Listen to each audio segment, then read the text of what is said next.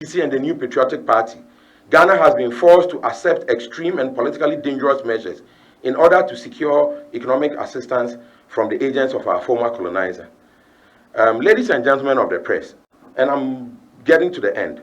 Ladies and gentlemen of the press, fellow citizens, this is the context within which Honorable Dr. Matthew Opoku Prempeh, MP Menchia South, and Vice Presidential nominee of the New Patriotic Party, insist President Akufo-Addo and his NPP have somehow done a better job for Ghana's economy than the iconic and mercurial President Kwame Nkrumah and his glorious Convention People's Party. Context is important here, and it is instructive to note that the population of Ghana at the time when the CPP was in power in the 1960s was around 5 million citizens, showing the magnitude of the CPP's achievements. Plus, there was no internet at the time. If the CPP and President Kwame Nkrumah had access to the internet, the way President Akufo-Addo is on the internet every day, we would have just transformed the country in the shortest possible time from a third world country to a first world country. So what are some of the developmental projects for which the Convention People's Party and President Nkrumah are renowned for? Let us consider just a few. The first item is independence.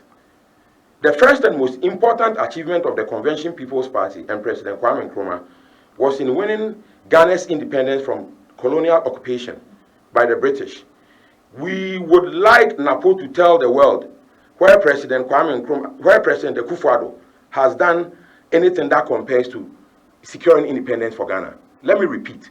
CPP, led by President Kwame Nkrumah, secured independence for Ghana. That is one single very critical item. We are all Ghanaians because of that fact. We want NAPO to tell us what President Akufo-Addo has done that compares to securing independence for the Republic of Ghana. We would also like to look at energy, which incidentally happens to be the immediate past portfolio of NAPO. Ladies and gentlemen, guided by the CPP's famed 7-year development plan, the core of the CPP and President Kwame Nkrumah's drive to provide a large and stable pool of cheap energy in Ghana to power the development of our bauxite reserves into the industrial production of aluminum.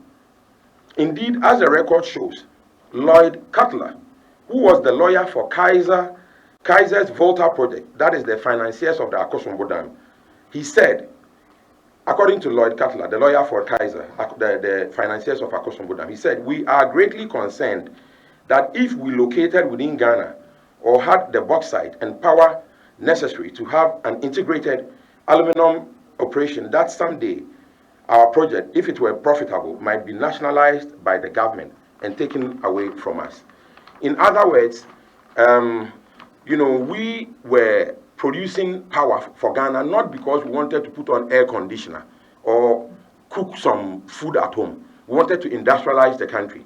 And so towards these ends of providing stable and cheap energy for the rapid industrialization of Ghana, the CPP under President Nkrumah on Monday, January 22, 1962, signed a master agreement with Edgar Kaiser of Kaiser Aluminum for the construction of the Akosombo Dam as the bulwark and the anchor of what the CPP envisaged as Ghana's energy triad, involving and including the Akosombo Dam, supported by the Bui Dam, and the first atomic reactor in Africa at the Ghana Atomic Energy Commission, which was under construction at Kwabenya at the time of the coup d'etat in 1966. Ladies and gentlemen, I'm sure Honorable Dr. Matthew Opoku Prempeh will tell us about President Akufo-Addo's achievements in the energy sector in comparison to the CPP and President Nkrumah's efforts when he arrives at the debate. Housing is the next item we'll look at as the last but one. Let us compare the record on housing between President Akufo-Addo and President Kwame Nkrumah. As you can already see, this conversation is now clearly a father and son affair. It is a father and son affair when you compare President Akufo-Addo to President Kwame Nkrumah. It's a